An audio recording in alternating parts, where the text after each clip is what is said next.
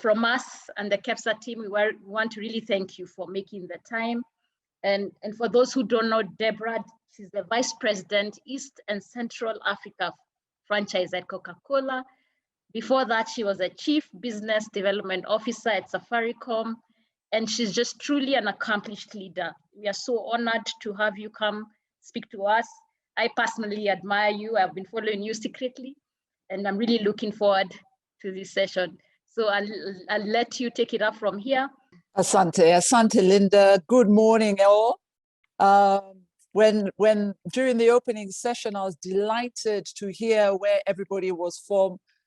We are across Kenya, participants from across Kenya. It was great to see Southern Sudan in the house. I noticed there's Nigeria, there's Romania. What an amazing group of individuals, of which most of us, or most of you, are actually in business and in small and medium-sized business. So when I was asked to come and speak to you by Linda and Daniel, I asked the question, what do they want to hear? So I really loved the opening session today, where you gave a perspective of what it is that you're looking for and what you need to hear. It was quite a broad range of the topic, and hopefully, I hope I will cover most of it in today's conversation. I also asked the question, who is the audience? Who's going to be the audience today? And I was told the entrepreneurs, and I was really excited about that, and I'll share with you why. I was told the entrepreneurs, I was told that many women in the group, also many youth, many who have just started a business, or some whose businesses are about 5 years old, and then there's some who've been in business for a while. So quite a rich audience out there, a mix of individuals. And then I asked myself, what is it that I can solve for? What is it that you can benefit the most from my conversation today? And I think the biggest story that came through was about the challenges each and every single one of us has faced, especially over the last 12 months. It's hard to believe that we've been in this COVID situation for 12 going to 13 months now. And it's been probably one of the most challenging moments of our lifetime. Challenging in respect to health. Many people have had to battle health challenges. Challenge in respect to businesses. Many businesses have gone through probably the biggest upheaval yet. So really, a lot of us in this time period have been consumed purely by survival, whether it's our own personal survival or whether it's the survival of our business. And you know what? The SME sector has been amongst the hardest hit businesses during the COVID time. And I'll share with you later some of the statistics that we have around the SME world and the impact COVID has had on that. And so when we talk about survival, it's really about how we cope. How are we going to cope against all this? Yeah? How do we actually cope? And the lessons, so for me today, I'll really look at sharing some of the lessons I have learned, and I'll try and share as much as I can in that space. So for me today is really about a story about survival. And I'm going to say I'm a very visual person by nature. Ever since I was a child, I loved reading books, loved watching TV. I'm a very, very visual. So I tell a lot of stories through pictures. I consider myself a brand building storyteller. So if you'll allow me, and if the technology will allow me, I'll actually get into a visual presentation. And over the next 40 minutes or so, I'll share a story, and then I'll come back on video for the Q&As. So let me, Linda, I'll try and kick off into presentation mode. Let me know if you can see it. Sure. It's perfect. We can see it. Brilliant, brilliant, yeah. Brilliant. So I'll get off video for this period of time and then come back on at the Q&A. So really, I shared with you what I thought I wanted to speak about today. And then let me try and move forward if I can. Okay, let me give some background. I think it'd be really important to probably share with you some background about myself, what I do, and what I am passionate about. So I'm a mother, I'm a wife, I'm a daughter, I'm a sister, I'm a colleague, and I'm a friend. I built my career in the corporate world. I've been in manufacturing industries, I've been in health industries, I've been in the technology industries. But one of the greatest things I've achieved in my career is a lot of the companies in which I've worked in have a strong footprint in Africa. And I consider myself Africa-centric. So I have a huge passion for the continent. And I've managed to actually build a deep understanding of consumers and customers, of brands, and of people across our continent. From a background perspective, I began my career as a marketer, and then I moved into general management. And most of the companies, actually all the companies I've worked for, always put the customer first. So they really exist to serve customers. And that is really what they're about. They built great brands, have great people, and it's really about building, creating customers. So the companies I've been in survive not because they sell great goods and services. They actually exist and survive because they have a purpose. And this purpose is bigger than themselves. And we'll talk about that today. The purpose is bigger than themselves. I'll tell you something we learned in the corporate world. We realized that it's more than just profit. You have to think more than just profit in order to survive and in order to win. It's more than just profit. Consumers today want you to do business. They want to do business with companies that focus on creating a better tomorrow for individuals, for employees, for themselves, and for the world at large. It really needs companies survive when they think about making the world a better place in whatever small form or manner, or impacting people in whatever small form or manner. And that is what we call purpose. And purpose is actually more important than profit in order to survive. And we'll talk about that today. I have had the privilege of working with companies who actually have very clear purposes. And that is really why they exist, because they have such strong purposes. Let me talk about Coca-Cola. Currently the vice president of Coca-Cola. I'm in charge of the East and Central Africa region. This covers about 14 countries in Africa. And what I do is actually drive business success and lead an incredible group of individuals to really land strategies that make a difference. But the heart of Coca-Cola is about its purpose. Yeah? And Coca-Cola's purpose is to refresh the world and make a difference. Yeah? To refresh the world and make a difference. It's not about just selling a bottle of beverage. It really is about refreshing the world and make a difference. Every time you take a sip of Coke, it's more than just refreshment. We expect to actually give you joy, optimism, and happiness. So they tell you every time you sip a Coke, you feel happy. Yeah, provide joy, refresh the world, and make a difference. And you know what? In today's world of COVID, we need that more than ever before. It is really, really important. And at this particular time, we really focus on our purpose. And we think about how do we refresh people, not just in body, but also in spirit. Yeah? How do we make our business partners refresh the communities that they serve?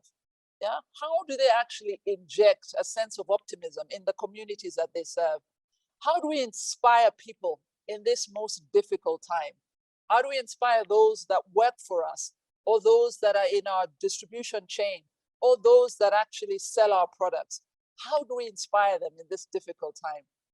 We believe in Coca-Cola that it is all about a better shared future for everybody.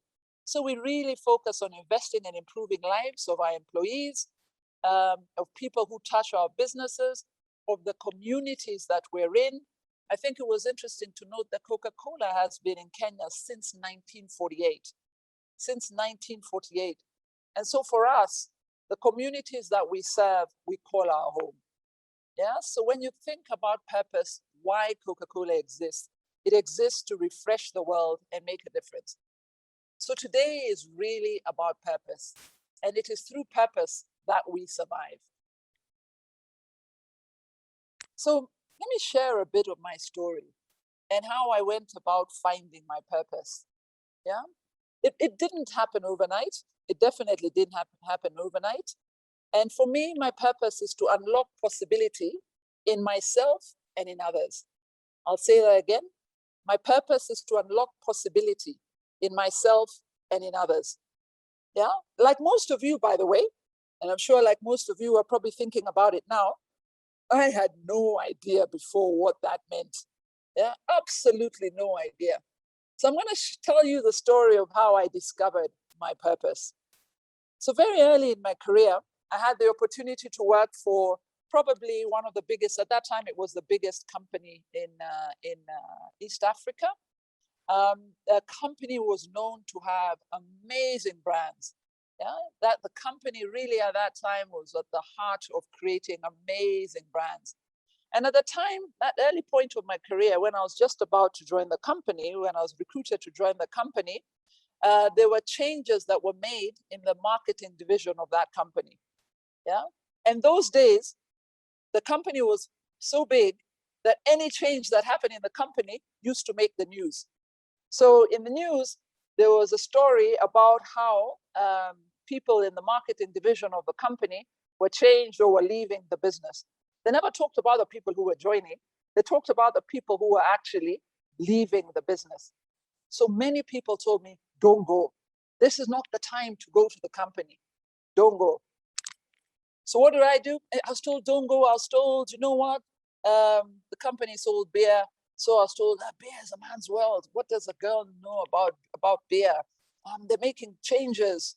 You know, those days, it was very rare to make changes in a company. So everybody told me it's not the right thing to do. Don't go. So what did Debrah do? She went. She joined. So got into the company, went through my first year, and then a year later, there were more changes in the marketing department of the company. Yeah, and in the course of that, when I joined, I was actually handling a brand called Smirnoff. And then a year later, I was told there were changes in marketing. And I was told, you know what, Debrah, we're going to move you to the biggest brand. And the biggest brand of the company then was Tusker. What happened? Everybody told me again, don't do it. Nobody survives Tusker. Nobody survives Tusker. Don't move. You're doing fine in Smirnoff. It's fun. Stay there. Nobody survives brand Tusker. And just to give you a sense of Tusker then, Tusker, Kenyans actually felt or believed that they owned Tusker.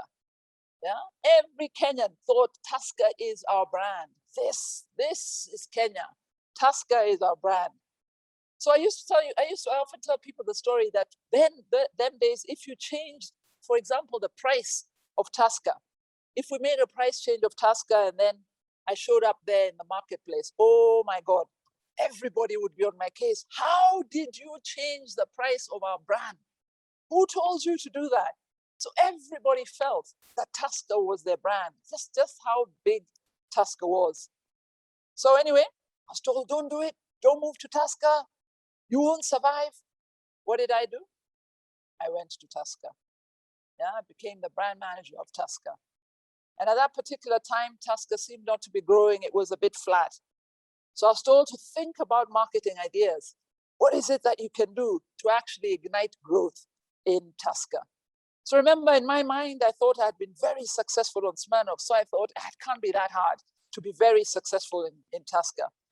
When I was on Smirnoff, I used to create marketing events that were fantastic experiences. So I thought I could use the same principle when I moved to Tusker. And I thought I really know how to grow Tusker. So what did I do when I got into Tusker? I decided, you know what? We're going to create a Tusker Festival. And this Tusker Festival is going to improve the image of the brand. So I sold the idea to the business and they agreed. And those days when Tusker did anything, Tusker did everything big. So this was going to be the biggest festival in East Africa. So just picture that in your mind. This was going to be the biggest festival, the biggest beer festival in East Africa. So this festival was going to happen. It was actually at the Impala Harlequins grounds off Ngong Road. And the day of the festival came. This festival was supposed to start at 2 p.m. So of course I went early. I'm there with my team. The grounds looked fantastic. The tents were all up there. Everything was laid out. The music had been put out. Caterers were all around the field. It looked amazing. I was so excited. So remember, the festival is starting at 2 p.m. and now it was about 1:30. So we're like, okay, guys, let's make sure the gates are open on time. Let's make sure people are manning the gates, selling tickets. Let's get ready. So 2 p.m. came. At about 2:15, maybe about 2 people were there. 3 p.m. came.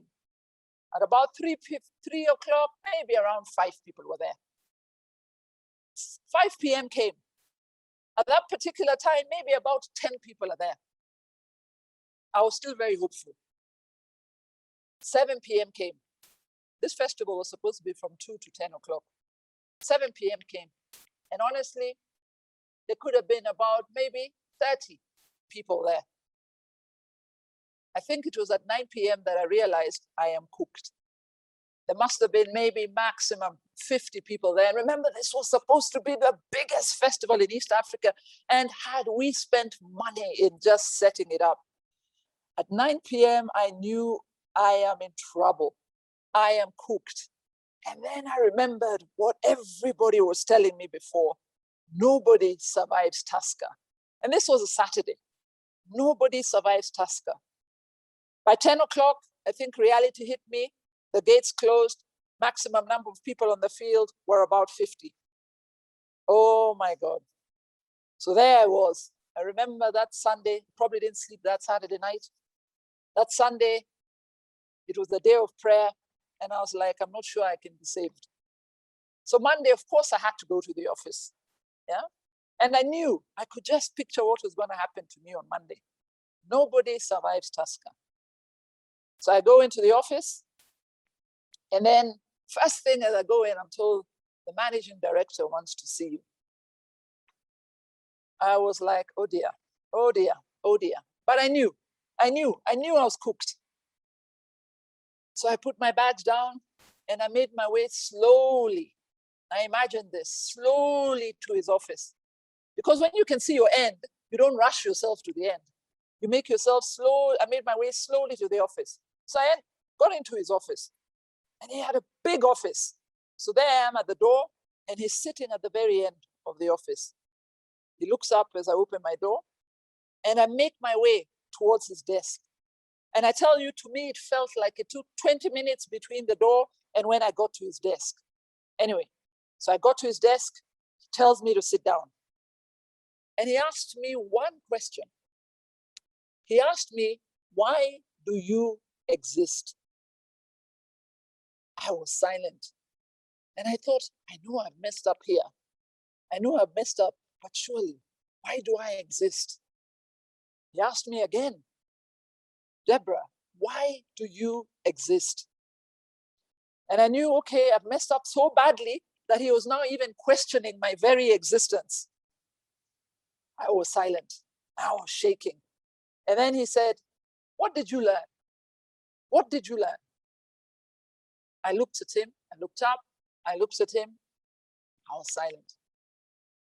And he said probably the most powerful statement ever in my career. He said, you cannot let failure define who you are, but you have to let failure teach you.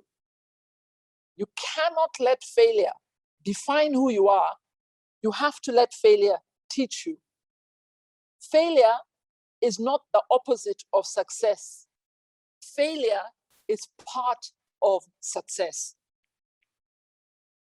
This person was a man called James Musyoki. I just looked at him. I had no words. I was like, what? Sir, what? Then he said, again, you cannot let failure define who you are.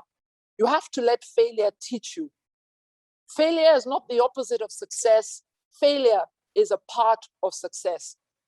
I was so shocked. I was like, is that it? And then he said, yes, yes. You can now go. I got up and I made myself to the door. And I was still stunned. When I got to the door, he says, Debrah. So I thought, oh my gosh, this is when he's going to tell me it's all over. So I turn around. And then he says, Debrah, next time that you're going to fail a bit better than that. And then he smiled. And at that moment, I learned that if I'm going to get ahead in life, I will definitely encounter many challenges, and I will definitely undergo a lot of failure. But it is not the failure that is important, it's how you rise that will make you successful.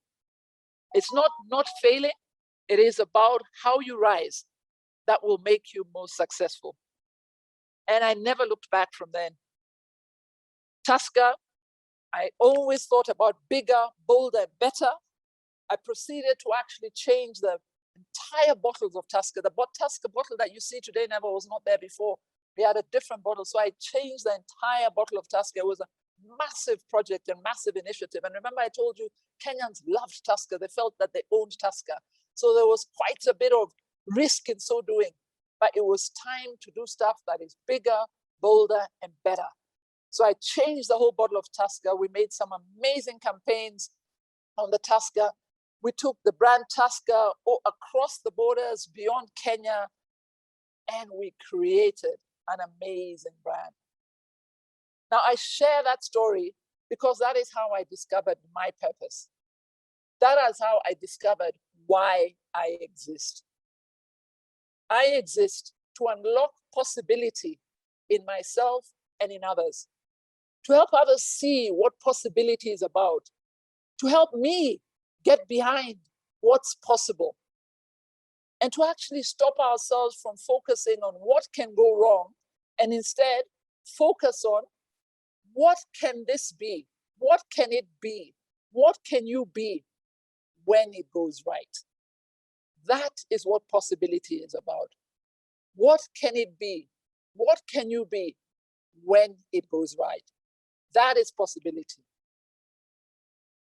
Now, every day begins with possibility. Every day that we're in begins with possibility. And so what are some of my leadership lessons? And there are 5 key leadership lessons that I picked up, and which I will share with you. And a lot of these lessons come from the perspective of a woman in business or a woman in the business world. So one of them, the most powerful lesson I learned, is fear of failure will be your greatest obstacle. And the story I shared to you was exactly that. If you fear to fail, that is what will hold you back. Remember, it's not about failing. It's about how you rise. Fear of failure will be your greatest obstacle. So don't stop doing something because you think you will fail. Do it because it will open up possibility. The second lesson I learned was speak up. Speak up. You know what? Today, especially as women, it is not enough to just sit at the table. It is not enough to just get to the table, whether it's a boardroom, whether it's in front of your customer, whether it's not enough to just be at the table. You've got to speak confidently, regardless of what odds you think you will face, regardless of what you think the audience will think.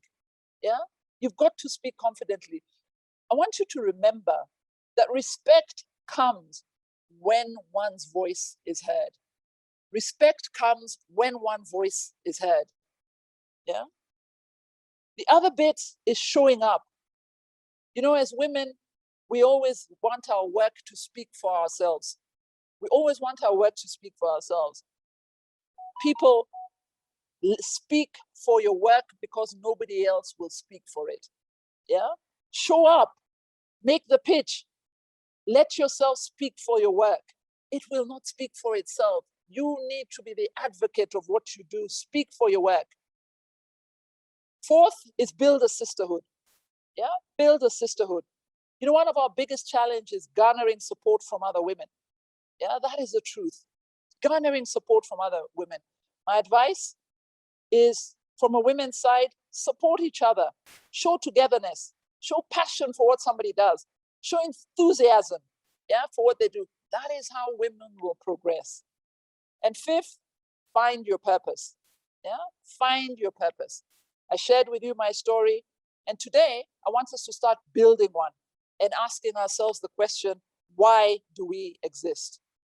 And this is where we'll spend most of today on, why do we exist, and finding your purpose. So let me quickly touch on crucible moments. And this will help us see how do we begin to find our purpose. Now, crucible moments, you will often find that the time you will find your purpose is when you go through some of the biggest challenges in your life. That is when your character is truly tested. And that's what we call crucible moments. These are transformative experiences that you go through that can change your very sense of your identity. Sometimes they tend to be very painful experiences that change us, that mold us into something new. These could be times of adversity where great strength is shown, or where great strength needs to be shown. You know, when we face a challenge, it's just two things you can do. You can either wallow in our misfortune, dig yourself in your misfortune, or you can choose to use the pain to help yourself and to help others and to lead a life of significance. Yeah? No one's crucible moment is exactly the same as somebody else's. Each and every single one of us experiences crucible moments. It's a very personal thing and in different ways. Crucible moments could be the different types of crucible moments, different experiences of different moments, but they tend to be difficult experiences. It's normally a time of failure. It's normally a time when you've lost your business. It's normally a time when you've lost your job, you've been fired. It's normally a time where you're living with health challenges, where you're ending a marriage, where you're losing a loved one. It's a time where you ask yourself, how do I carry on? It is a powerful time of reflection. And it is a time you can use that experience to help yourself, help others. And it is most often the time you will discover your purpose. What is the crucible moment that we're living in today? You know, COVID-19 has presented some of the most challenging times of our lifetime, yeah? And especially so for SMEs and the SME sector. But this really could be an opportunity for personal growth. Let me share some statistics for you. SMEs contribute 40% to Kenya's GDP.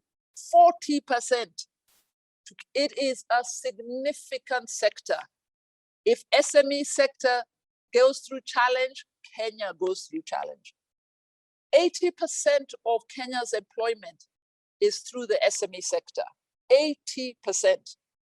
Yeah. So exactly a year ago, we did a survey on the SME space, and this was at the beginning of the COVID period. And at that time, there were things we learned. 27% of SMEs stopped operations.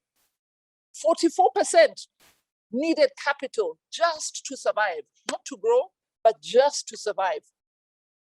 34% began to borrow money, and they were borrowing through mobile loans because that was what was available.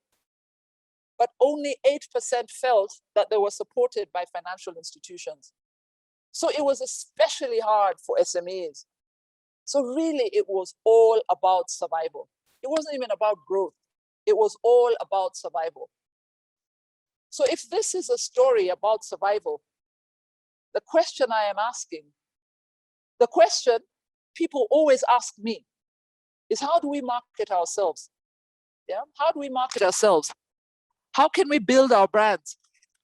How will we exist? But are you asking the right question? I want you to turn that question around and ask yourself, if this is a story about survival, why do I exist? Yeah? What is my brand? Why do I exist? By the way, in the world of SMEs, your brand is you. You are the brand, not what you sell. You are the brand. So why do you exist? You need to focus on your personal brand story, and you need to focus on your purpose. But let me quickly probably answer the question, what is a brand? Because people always talk about brands, but what is the brand? Let me touch on Coca-Cola, for example. I know in the beginning of the session, somebody talked about Coke, but let me touch on Coca-Cola. The success of Coca-Cola is focused on the brand, not on the product.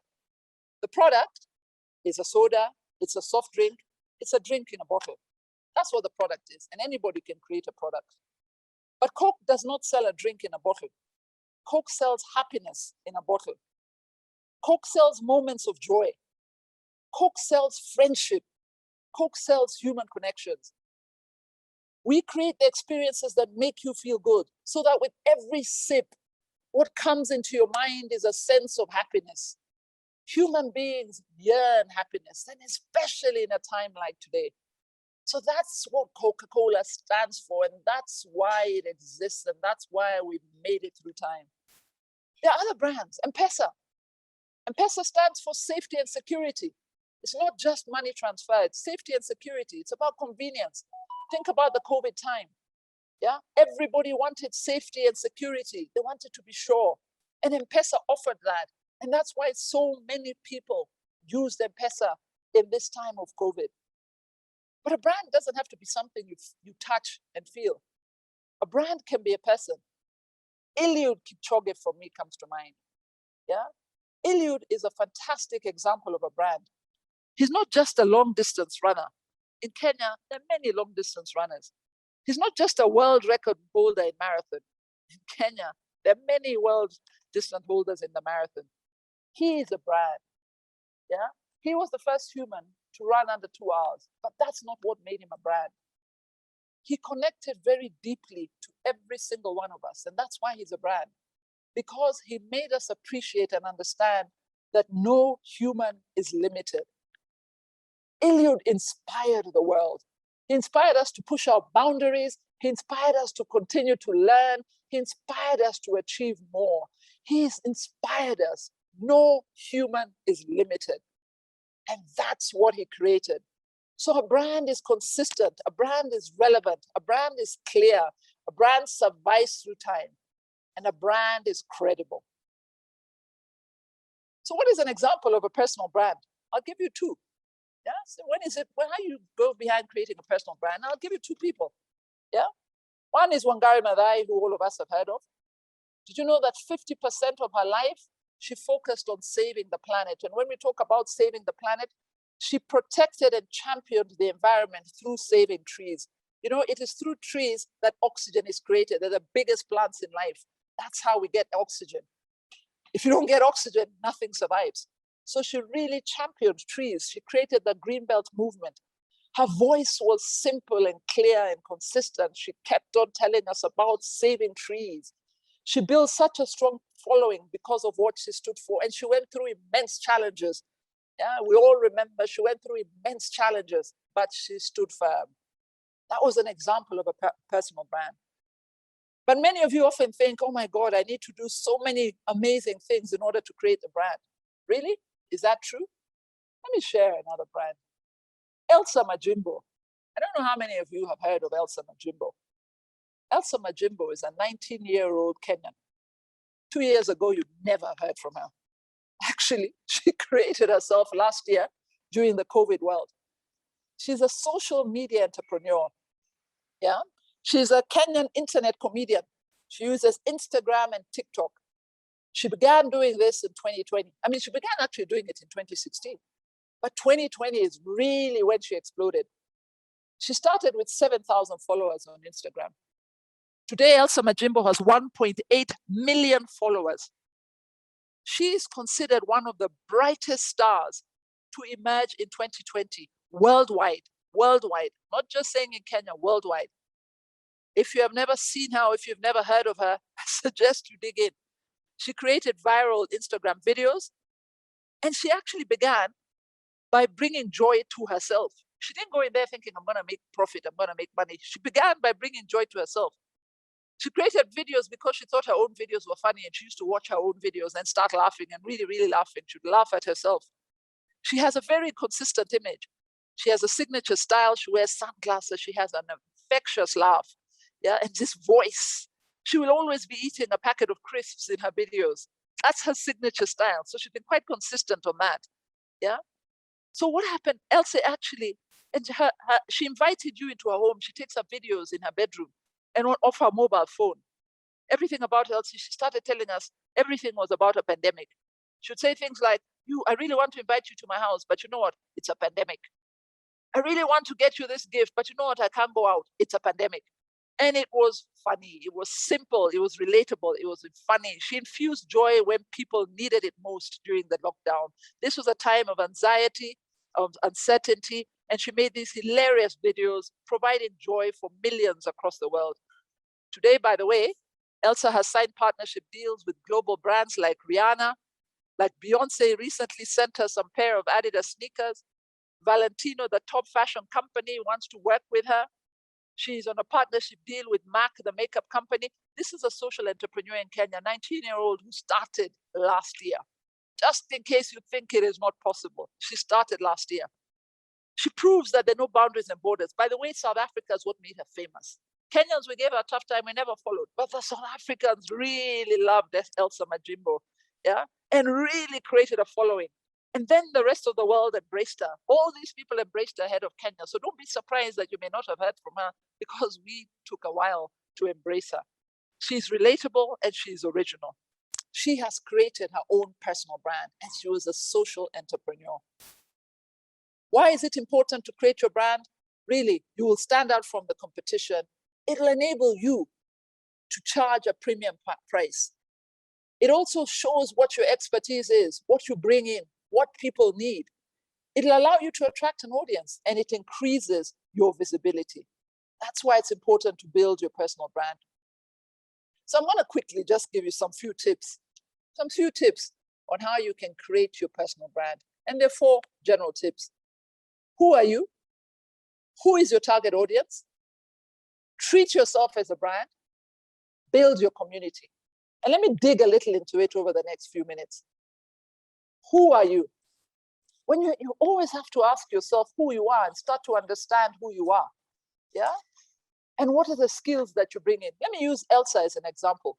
When you think about who you are. Remember I said Elsa, she's a female entrepreneur, a social entrepreneur. She started from scratch and she succeeded during COVID, during a crucible moment. So who are you? Who is she? Her skill is just making people laugh. Her skill doesn't have to be so complicated. Hers was making people laugh. What did she value? She liked making people happy. What was her passion? She has a passion for social media and she uses this to connect to her audience. That's how you need to think about yourself. Who are you? Yeah.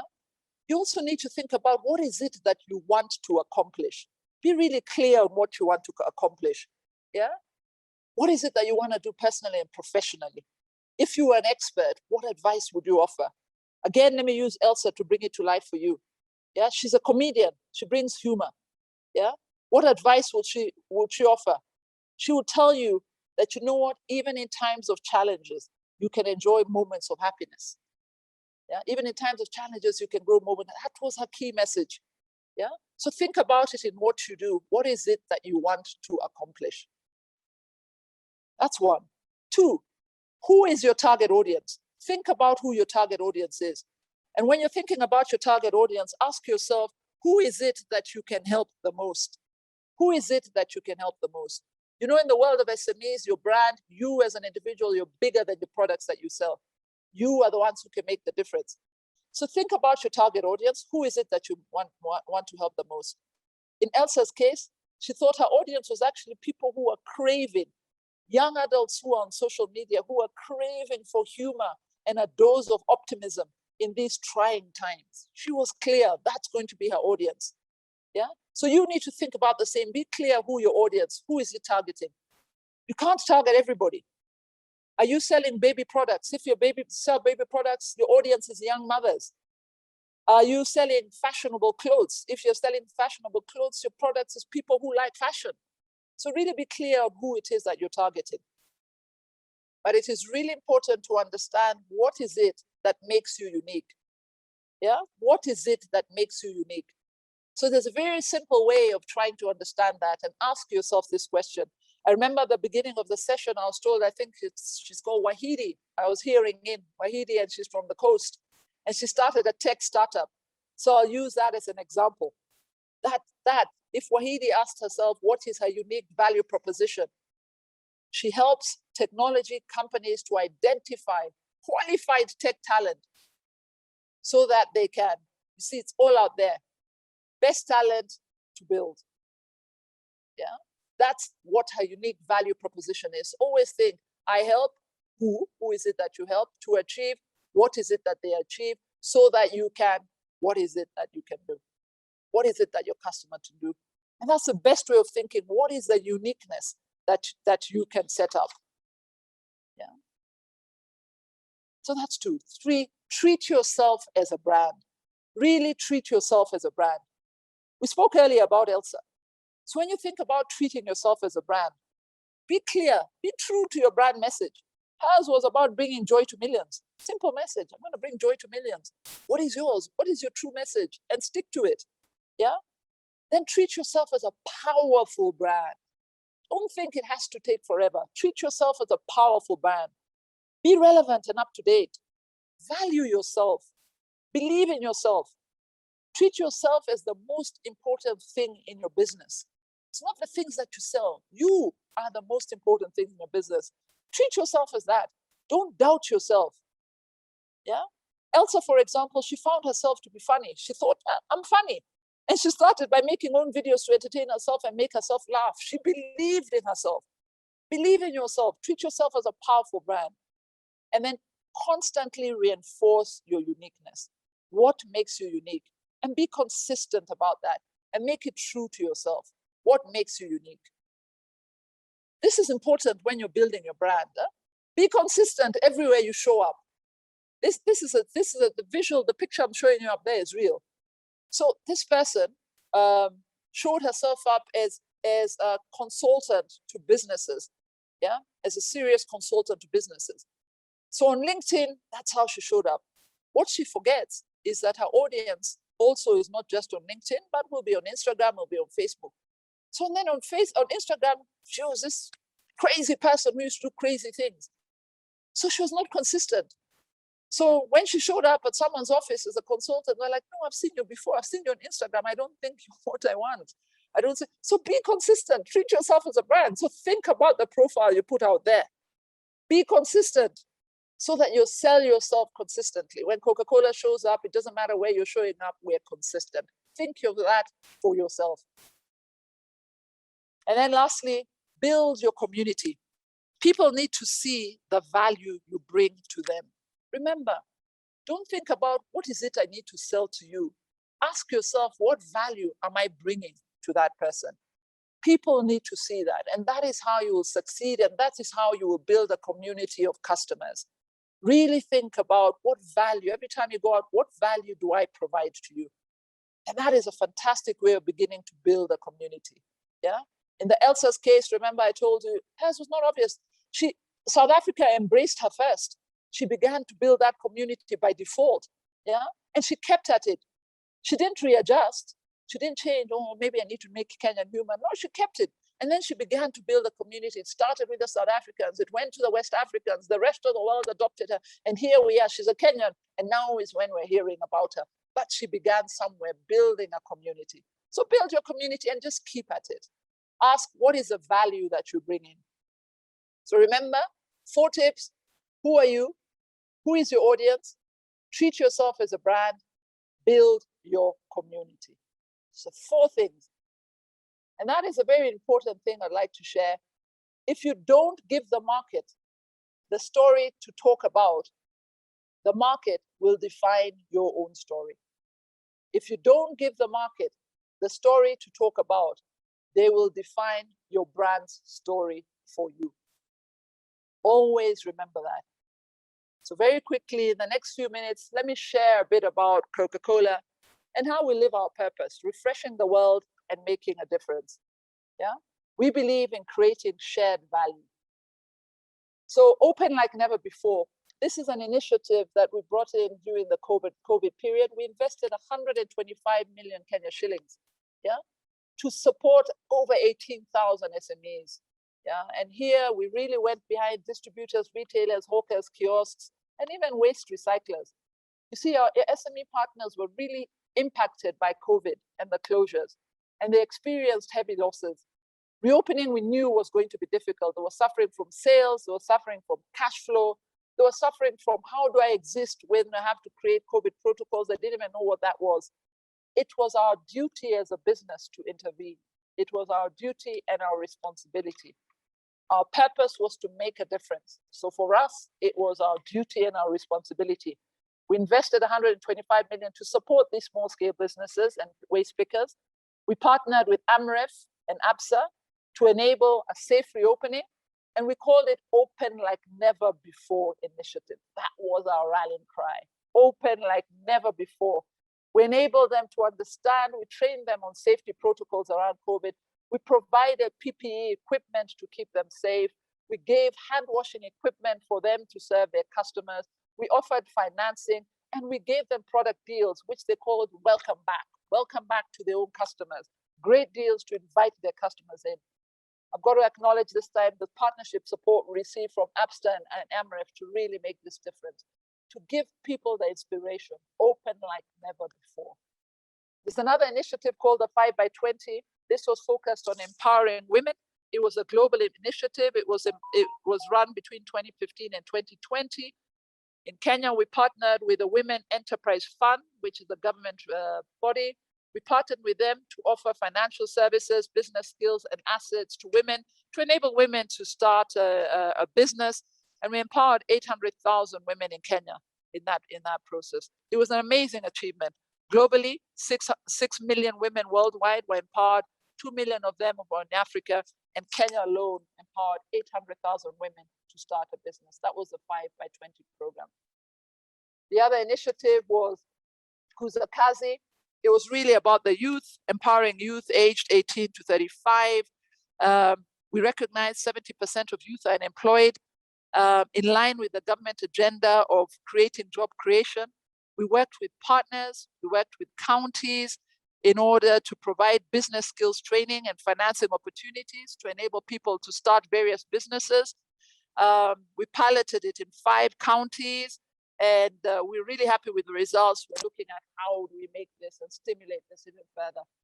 And then there's an initiative, for example, with local farmers, where we're saying some of our great brands, we actually are sourcing locally, and this is fruit pulp, like mangoes from Eastern, sourcing that in order to create juices, world-class juices. We're training the farmers how to really create great products that enable us to build the juices. So those are just some of the things we do, and that is how we refresh the world and make a difference.